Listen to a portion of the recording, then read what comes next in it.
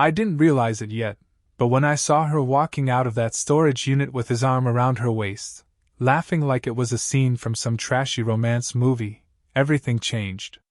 It was late November, cold enough that my breath fogged up the car windows, but I sat there, heart pounding, staring at Emma. She told me she was just grabbing winter clothes. I knew then she was lying, but I waited until she drove away before I turned the key and peeled out. My chest felt hollow, like someone had shoved a wrench in there and twisted.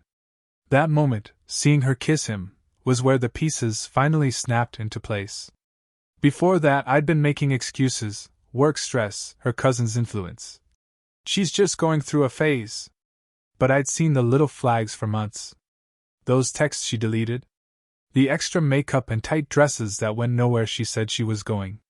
The credit card charges for dinners she claimed were group outings. My gut was screaming at me, but I needed that visual, her lips on someone else's. I got home after midnight, set up a camp at Jake's place, and didn't sleep. My mind ran through the last 10 years, our first apartment with the broken heater, the way she used to laugh at my dumb jokes, all of it. Usually, I'd fall asleep thinking of her smile. Tonight, I saw her as a stranger in my own house. In the days before the storage unit, I'd noticed subtle shifts. She started pushing back when I asked about basic stuff. "Where are you going?" Felt like an interrogation. She'd snap with, "I don't need permission to live." That was Vanessa's first lesson. Emma could have whatever she wanted, and anyone who disagreed was insecure or controlling. I kept my mouth shut for a while, telling myself I was overreacting, that her promotion was stressful, that she needed space. But deep down, I felt like a spectator in my own life.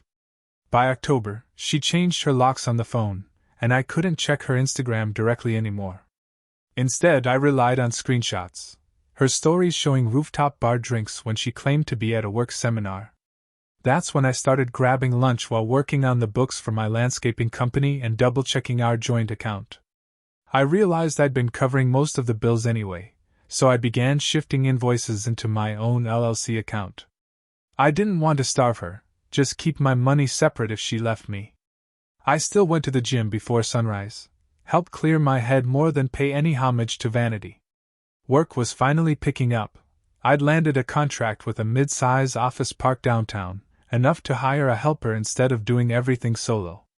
Normally, I'd want her to celebrate that with me. But I got a text while laying bricks. "Great, babe. I'm glad your landscaping empire is more important than us." It stung because it was true. Work had become my refuge from the chaos at home. 2 months before storage unit night, I remember coming home one Monday and finding the apartment spotless. No sign of anyone living here. I smelled her perfume on the couch. I'd bought flowers and ordered takeout, small stuff I thought would be enough to remind her I still cared. She walked in at midnight tipsy, slipping those red stiletto heels off. I stayed at the table, watching her drop her purse and glance at me like I was an old tenant. "Oh, you're still here?" she asked, curling a strand of hair. I nodded, throat dry. No apology. No. "Where were you?" "Just walking past me to the bedroom." I remember that night thinking, I don't even know who you are anymore. That feeling, flat emptiness, was worse than seeing her with another man. At least that answered a question. This just felt like I was living with a ghost who wore her face. I started pulling back. No more dinner surprises. I stopped asking how her day went. When she mentioned going to Vanessa's, I said, "Okay, see you later," without looking up. She expected me to chase after her. I didn't.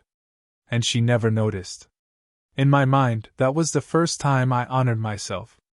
I realized loyalty means nothing if respect is absent. That gave me a kind of cold clarity. Over Thanksgiving, I drove downtown on a Thursday, my gut bristling, rolled up to that storage unit. I parked out of sight and let myself linger. When she and the mystery guy came out, dressed for a night out, I felt my chest tighten, and then I felt relief. I wasn't paranoid. I had the proof. It didn't matter that she said they were just friends. The way he pulled her in, the way she didn't pull away, told me exactly what I needed to know. I watched them drive off in different directions and felt something shift inside me from heartbreak to purpose. I'd long since made up my mind that I deserved better. Responsibility doesn't mean martyrdom. If she wanted to throw away what we built for a quick hit of attention, that was on her. My job was to protect my assets, my business, my sanity, my dignity. That weekend, while she was out explaining the storage mess to Vanessa on the phone. "It's just winter gear, you know how disorganized it was."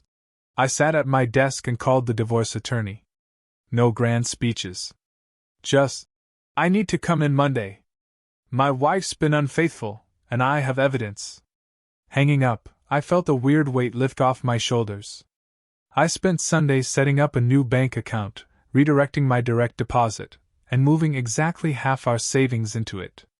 I left the other half in our joint account, no extra flourishes. If she wanted to burn that money on guys who'd ghost her 2 nights later, fine. But I'd keep my resources free of her wreckage. In a way, the practical logistics of separation felt empowering. Picking an apartment closer to work, getting a P.O. box for mail, changing passwords, every checkbox marked made her world smaller and mine clearer. It also gave my anxiety something to focus on besides wondering who she was with. Monday morning, I walked into the lawyer's office in a crisp button-down, cafe latte in hand, looking like I had my shit together. She skimmed the texts, the location screenshots, the credit card statements showing unexplained charges. She nodded at all of it, not surprised. Turns out when healthy, professional people cheat, they usually do it with sloppy breadcrumbs. I paid her retainer, and by Wednesday, Emma had been served papers. She texted from a burner begging, "Ryan, please let's talk." I didn't respond. I wasn't about to be a doormat, or give her any opening to gaslight me into feeling guilty. Publicly, she kept up appearances for another week, pretending everything was fine to mutual friends, posting selfies of her new outfits. Privately, I heard through Jake that she was telling everyone I'd abandoned her. That bit stung, until I reminded myself that truth isn't measured by someone else's opinion. I'd been clear-eyed long before I saw that kiss. Anyone who cared about me saw my late-night job site texting and how I used weekends to haul wood instead of partying. A friend from work, Dave, sidled up to me at a networking event. He'd heard bits. "Man, sorry to hear about Emma," he said, patting my shoulder. I told him, "Thanks, but I'm actually in a good place. Feels like a weight lifted." He nodded, understanding that men don't kvetch about emotional drama, they just handle what's in front of them. I stayed for one more beer, talked shop, and left before things got messy. By January, the divorce was finalized. No kids, no house. We split furniture 50/50ths. She took the big TV, I kept the landscaping tools. She was shocked I didn't fight harder. Her eyes widened when the lawyer told her I only wanted a clean break. I told my attorney, "I don't need to punish her, justice is the separation itself." Emma's jaw dropped when she got the final decree. I'd expected tears, maybe begging. Instead, she swung for, "You'll regret this." I didn't flinch. She'd lost her chance when she chose instant thrills over 10 years of steady life. A month after it was over, I ran into Vanessa at a coffee shop. She was the only one left from her side who hadn't vanished. She slid into the seat across from me, arms crossed. "You destroyed her," she snapped, jaw tight. I leaned back, watching her posture crumble. "No," I said. "She destroyed it herself." She frowned, but I saw recognition flicker, the same empty look Emma had when I first caught wind of her lies. I let a beat pass before adding, "I'm not here for drama. Just to say, hope you learned something." She had nothing to say, so she walked out. I stayed a minute longer, sipping my coffee, feeling lighter. A few weeks later, I met Allison at a client's housewarming. She was setting out snacks, laughed at a joke I threw her way. Different vibe, grounded, curious. We talked about hiking, her career in architecture, how she'd grown up in a small town 2 hours from here. When she smiled, I felt something crack open again, like I could finally trust that not every connection ended with a knife in my back. Dating her was a breath of fresh air. No whispered excuses, no hidden texts. If her friends invited me to game night, she tagged along. If I talked about a tough week at work, she really listened. When she asked to split the bill sometimes, I felt respect, like we were equals rather than me as provider and her as consumer. It was a different kind of loyalty, mutual. Meanwhile, Emma's trajectory was clear. I heard through the grapevine she'd bounced between jobs. She lost a marketing gig after some clients complained about her reckless behavior. Word was the guy she chased dropped her like she was nothing. Vanessa had hooked onto some older guy, leaving Emma stranded. I felt a pang when I heard Emma was living back home with her mother, no career, no friends. But I didn't pity her. I recognized consequences for her own choices. That chapter was over. Standing at the altar next spring, watching Allison walk down the aisle in pale blue instead of white felt right. I wasn't pledging to a fairy tale. I was pledging to someone who matched my respect, someone whose loyalty felt earned. When her dad shook my hand afterwards, he said, "I've never seen her happier." And I believed him because I saw it in her eyes. I've got no illusions that relationships are always smooth. But I know now what loyalty looks like, and when respect is absent, no amount of flowers or apologies can fix it. I learned that when someone betrays you, the most powerful thing you can do is protect yourself, emotionally and financially. I learned not to settle for someone who lies to my face. And I learned that sometimes the clearest way forward is to walk away. So, to any guy reading this, trust that voice in your gut. When things feel off, start documenting, start setting boundaries. A 10-year investment means nothing if respect is bankrupt. Hold on to your sense of self. Life is too short to live with someone who makes you feel small. Build your world around people who see your worth. Because when you do, you'll find that leaving something broken behind is the best step toward building something real. After the wedding, Ryan and Allison settle into a new apartment just outside the city. Waking up the morning after, Ryan feels genuine contentment for the first time in years. He savors Allison's honeyed coffee, an antidote to the harsh blends he once guzzled, and enjoys a simple breakfast she prepared. They discuss practical matters, finalizing bank paperwork, reviewing landscaping invoices, and planning an art supply run for Allison's designed sketches. The sense of partnership contrasts sharply with Ryan's previous marriage to Emma, where small disagreements often spiraled into nagging fights. Now, mutual respect and shared responsibility set the tone for their life together. At the bank, Ryan restructures their finances, creating a joint account that cements their commitment. Landscape craft, his landscaping business, has grown significantly. Whereas last winter he worked with one old pickup and 2 part-time laborers, by spring he's managing multiple commercial contracts, an office park, a warehouse development, and a cafe courtyard. Each project represents hours spent under scorching sun and the satisfaction of transforming barren lots into vibrant green spaces. With every new contract, Ryan invests in better equipment and hires additional crew members. Meanwhile, Allison actively supports his efforts, sometimes appearing at job sites with lunch in hand, recognizing the triumph in his dusty, mud-splattered appearance. Her encouragement emboldens Ryan to propose more ambitious designs, such as overhead trellises, native plant walkways, and herb garden walls. Under her steady belief in him, he can focus fully on perfecting each project without the anxiety and second-guessing that once plagued him. Each Thursday evening, Ryan meets his friend Jake at a neighborhood pub beside the lake. Jake serves as a reality check. He neither coddles Ryan nor offers empty consolation, but points out when Ryan needs to set boundaries or assert himself.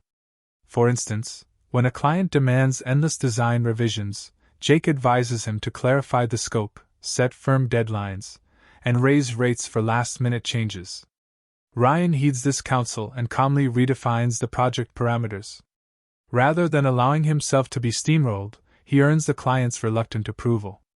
That moment reinforces a lesson Jake has been teaching for years. Without clear boundaries, no one else respects your limits. With Jake's guidance, Ryan transitions from a pattern of apologizing for his existence to making decisions firmly, recognizing that honoring his own needs is not arrogance but self-preservation. About 2 months after the wedding, Ryan's phone buzzes with a text from an unknown number. Emma. His chest tightens, an involuntary remnant of lingering trauma. He considers answering but instead marks the message as read without replying. That simple refusal to engage reveals how far he's come. He no longer feels obligated to reopen old wounds. Later that evening, he mentions the text over dinner to Allison, who simply nods and reassures him that blocking Emma was the right choice.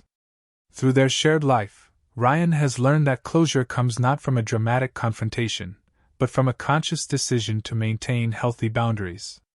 Physically and mentally, Ryan is rebuilding himself. Previously, sleep eluded him, tension headaches, racing thoughts about where Emma might be, and nights spent bracing for emotional blows.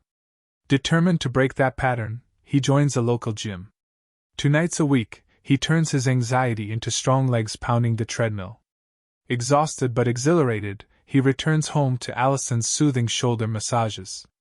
He adopts a nightly ritual: no screens after 9 p.m., herbal tea instead of caffeine, quiet reading under a soft lamp, which gradually restores restful sleep. Though he still wakes occasionally in the early hours, each time he reminds himself he is no longer in danger. Over time, panic episodes fade, and he emerges with a calmer rhythm in his heartbeat and steadier mind. Allison's presence and support prove crucial. Her compassion becomes an anchor that replaces the dread he once felt. By spring, the couple takes their next big step. They purchase a plot of farmland 20 kilometers outside the city, envisioning a small timber cabin with a garden. Friends question the choice. Why not stay in the city? But Ryan and Allison crave space and tranquility. Their first visit reveals rocky ground and an overgrown dirt driveway, yet they see possibilities. Allison points to a flat spot for a porch bench under an ancient oak. Ryan imagines evenings spent watching sunset light dance on reclaimed barn windows she insists on using. Over its 4-month construction, Ryan oversees excavation and foundation work during weekdays, while Allison designs rustic interiors and locates salvage materials. Weekends are a blur of tasks: staining timber, hauling gravel, planting flower boxes. Their cabin emerges complete with a green tin roof, wraparound porch, and an herb garden. Housewarming invites close friends sharing grilled fish, noodle salad, and cold beer under lantern light. As the day's heat softens into dusk, Ryan realizes this home stands not only on a plot of land but on trust, collaboration, and hard-won freedom. In their first months living on the property, old habits threaten to resurface. Allison begins working late into the night on design deadlines, falling asleep at her drafting table. When Ryan finds her exhausted and overbooked, he insists on setting boundaries: no work past 10 p.m., weekends reserved strictly for each other. She admits feeling driven to prove herself worthy of their new life, a pressure he never anticipated. Holding her close, he reminds her she doesn't need to fight for validation. He loves her because of who she is, not what she produces. That conversation reinforces their new dynamic. Boundaries are acts of care, not criticism. In turn, Ryan respects her rest and private time, refusing to let work encroach on home life. Several months later, Ryan receives another call from Emma. "I'm engaged." Although his heartbeat flutters, he stands firm. When Emma mentions that she and her fiancé are headed towards stability, back to her hometown, living simply, Ryan offers measured goodwill. "I'm glad you found someone you trust." He ends the call decisively, resisting her pleas for closure.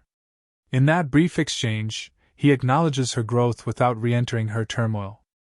Emma's attempt at reparations cannot erase the betrayal she inflicted.